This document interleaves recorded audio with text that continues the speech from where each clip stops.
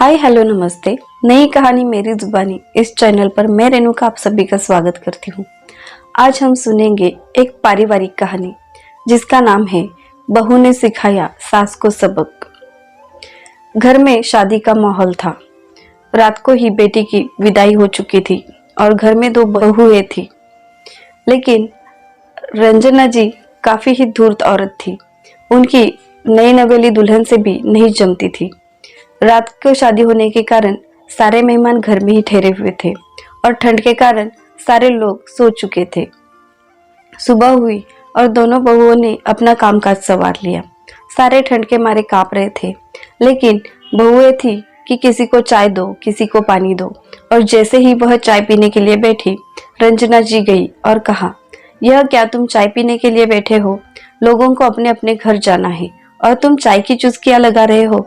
उठो और जाकर मिठाई के डिब्बे भर दो। तब रंजना जी की छोटी बहू बोली, दीदी ये हमारी माँ जी ऐसे क्यों बोल रही है और हम तो अभी ही बैठी। तभी रंजना जी की बड़ी बहू ने कहा, देखो तुम यहाँ पर नहीं हो, तुम्हें यहाँ के बारे में कुछ भी नहीं पता है। तुम धीरे धीरे समझ जाओगी। और वैसे भी माँ जी तो मुझे ना समझ कहते हैं। ऐसा ना हो कि तुम्हें भी ऐसा ही कह दिया जाए, इसलिए कुछ भी मत कहो और मेरे साथ चलो, हम मिठाई के डिब्बे भरते हैं। जब वह अंदर गई तो उसने देखा कि वहां पे 3 तरह के डब्बे रखे हुए थे। एक बड़ा डिब्बा, एक छोटा और एक उससे भी और छोटा डिब्बा। ऐसे 3 तरह के मिठाई के डब्बों के सेट रखे हुए थे। रंजना जी की बड़ी बहू ने एक डिब्बे में 10-10 मिठाई के पीसेस भरे, एक डिब्बे में 5-5 और एक डिब्बे में 2-2, ऐसे गिने गिने ही भर दिए। तब छोटी बहू ने कहा, दीदी ऐसा क्यों? तब उसने कहा, कुछ मत पूछो, सिर्फ देखती रहो। उसके बाद रंजना जी ने आवाज दी, क्या कर रही हो? वहीं पर सो गई क्या? मिठाई के डिब्बे लेकर जल्दी से बाहर आ जाओ, क्योंकि मेहमानों को वापस जाना है। हर किसी के गाड़ी के समय हो रहा है और तुम हो कि अंदर जाकर बैठ गई। जल्दी जल्दी में वो दोनों देवरानी जेठानी मिठाई के डिब्बे बाहर लेकर आई।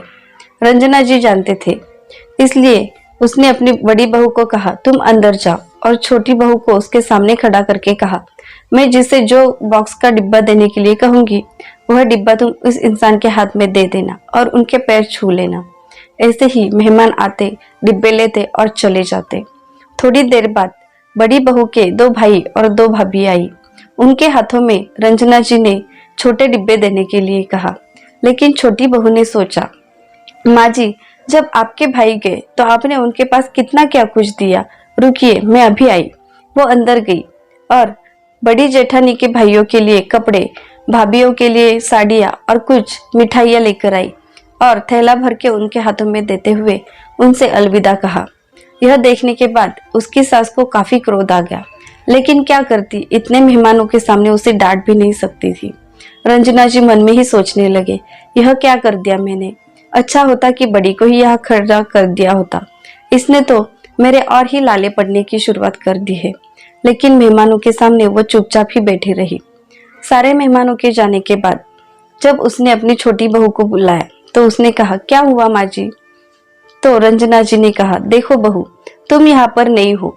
मुझे लगा था बड़ी के साथ रहकर तुम कुछ सीख जाओगी, लेकिन मेरी बात सुनो। जो मैं कहूंगी वही यहाँ पर चलता है। अपनी मनमर्जी से कुछ नहीं होता है, क्योंकि यह सब मैंने इकट्ठा करके रखा हुआ है और तुम नहीं हो, इसलिए अपना दिमाग मत चलाया करो। उनकी छोटी बहू ने कहा, माँ जी मैंने तो हमारे खानदान के रिवाजों को ही आगे बढ़ाया है।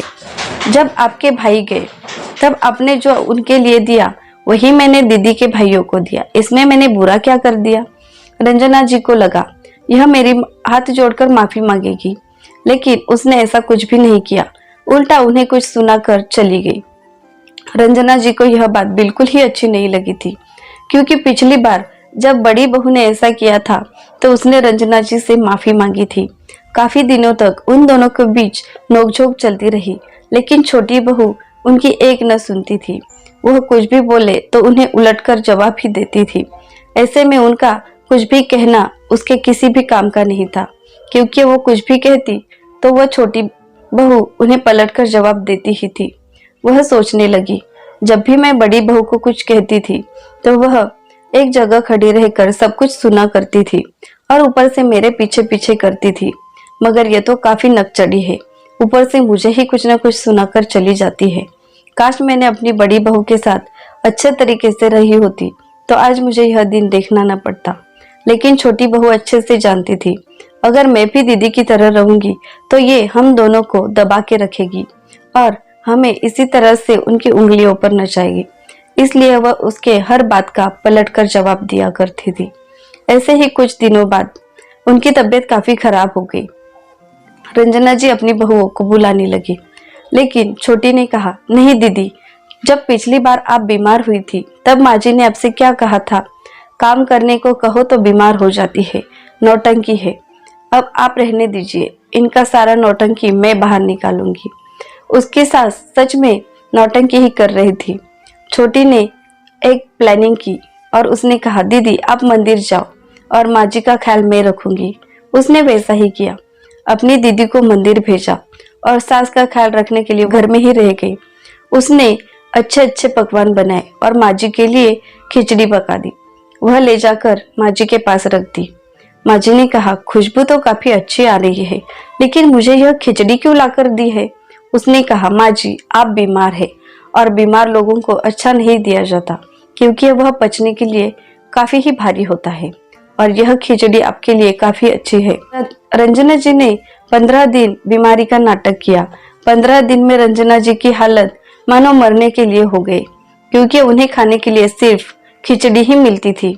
यह देखने के बाद रंजना जी ने सोचा, हमारी नौटंकी किसी काम की नहीं है। अच्छा है कि हम यहाँ से बाहर जाकर कह दें कि अब हम ठीक हो गए हैं। इसी तरह उसकी नौटंकी के बारे में जानने के कारण उनकी छोटी बहू ने उन्हें अच्छे सबक सिखाया था। इसीलिए कभी भी हमें काम को देखकर नौटंकी नहीं करनी चाहिए, क्योंकि काम करने से किसी को भी कुछ नुकसान नहीं होता है। ऐसी ही नई नई कहानियां सुनने के लिए हमारे चैनल को सब्सक्राइब करें। अगर आपको कहानी अच्छी लगी हो तो हमें कमेंट करके जरूर बताना। धन्यवाद।